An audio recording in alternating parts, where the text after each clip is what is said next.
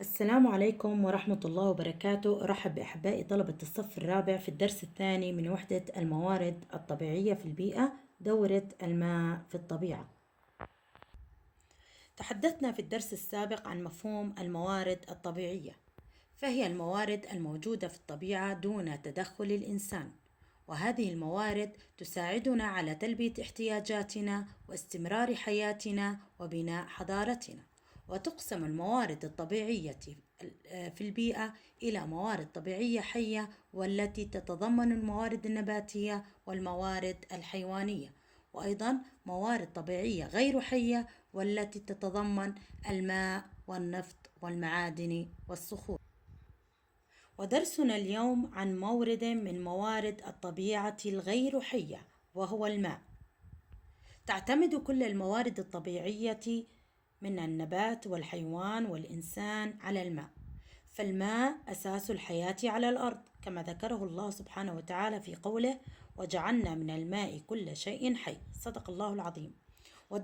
ودرسنا سابقا العمليات الفيزيائية التي تؤدي إلى تحول الماء من حالة إلى أخرى، مثل عملية التبخر والتكاثف والانصهار والتجمد.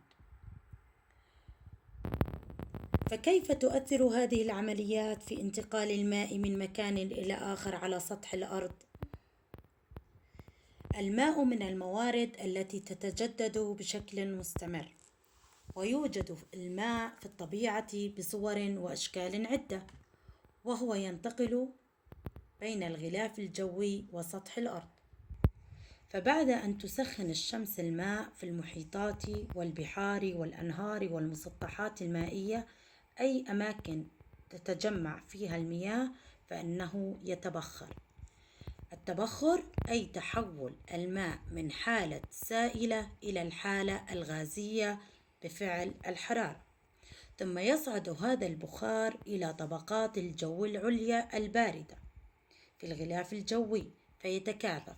والتكاثف هو تحول من الحالة الغازية إلى الحالة السائلة مرة أخرى بسبب انخفاض درجة حرارة البخار في طبقات الجو العليا، فتتكاثف هذه القطرات على شكل غيوم، ثم تتحول إلى قطرات ماء تهطل على شكل مطر أو برد أو ثلج في أنحاء مختلفة من الكرة الأرضية، ويتسرب جزء منها إلى باطن الأرض، ويخزن في الصخور بصورة مياه جوفية، وبعضها الآخر يجري على سطح الأرض بصورة أنهار وجداول، أي مياه سطحية تصل إلى البحار والمحيطات، ثم تبدأ الدورة من جديد.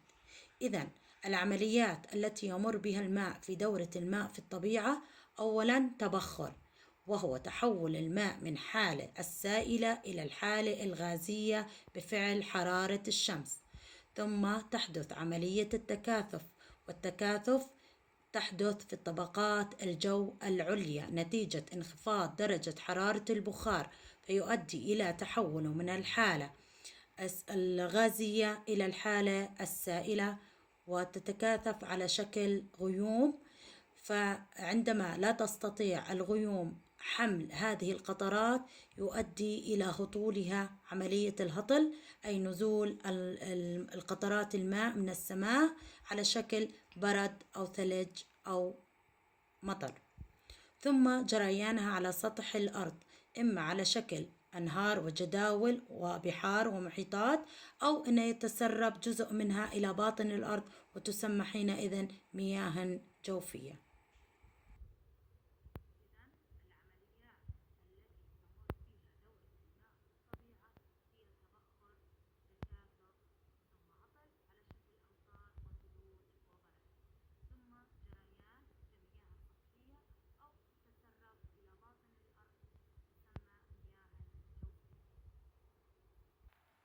والآن لنتعرف إلى توزيع الماء في الطبيعة. تتوزع المياه على سطح الأرض على شكلين، وهما كما ذكرنا آنفا: المياه السطحية كالأنهار والبحار والمحيطات، والمياه الجوفية هي المياه التي تتسرب إلى باطن الأرض عبر طبقات التربة والصخور. ويمكن تقسيم المياه حسب مكوناتها إلى قسمين، هما مياه عذبة كمياه الأنهار والينابيع، ومياه مالحة كمياه البحار والمحيطات، فهي تحتوي على نسبة عالية من الأملاح ولا تصلح للشرب، بينما مياه الأنهار والينابيع مياه صالحة للشرب لأنها تحتوي على نسبة قليلة من الأملاح. الشكل الآتي يوضح نسبة وجود المياه المالحة على سطح الأرض. تشكل نسبتها 97.5% مياه مالحة على سطح الأرض، والمياه العذبة تشكل 2.5% مياه عذبة والتي تتضمن الجليديات والمياه الجوفية مثل الينابيع. والآن لنتذكر ما تعلمناه من خلال طرح الأسئلة الآتية. عرف دورة الماء في الطبيعة. دورة الماء في الطبيعة هي حركة الماء في الطبيعة والعمليات التي يمر بها. عدد العمليات التي يمر بها الماء في دورة الماء في الطبيعة. أول عملية هي التبخر، ثم التكاثف، ثم الهطل، ثم عملية الجريان على سطح الأرض. عرف التبخر. التبخر هو تحول المادة من حالة السائلة إلى الحالة الغازية بفعل الحرارة. عرف التكاثف. التكاثف هو تحول المادة من الحالة الغازية إلى الحالة السائلة بانخفاض درجة الحرارة. عدد أشكال الهطل. أشكال الهطل 3: مطر، ثلج، برد. انتهى درسنا لهذا اليوم، وأتمنى من أحبائي الطلبة حل أسئلة في ورقة العمل. دمتم بأمان.